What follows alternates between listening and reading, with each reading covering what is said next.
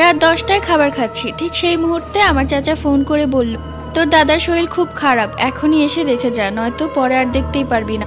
এই কথা শুনে আমাদের মনের মধ্যে কেমন একটা ঝড় বইতে লাগলো। কিছুদিন যাবৎ দাদার খুব অসুখ যাচ্ছে। খাওয়া দাওয়া বাদ দিয়ে আমরা রওনা দিয়ে দিলাম দাদার বাড়িতে।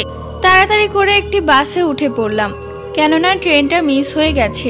অনেক দূর পথ যাচ্ছি, বাসের ভেতর কেউ নেই, শুধু আমি আর আমার মা। বাবা তো বাহিরের দেশে থাকে। দাদার কথা বাবাকেও জানিয়ে দিয়েছি, বাবা বলেছে এক্ষুনি আমাদেরকে যেতে। একটা জিনিস আমি খুব ভালো করে খেয়াল করলাম, এতক্ষণ বাসের ভেতর কেউ ছিল না, শুধু বাস চালক, হেল্পার আর আমরা দুজন। কিন্তু কিছুক্ষণ পর দেখলাম পেছনের সিটে একটা বৃদ্ধ লোক বসে আছে।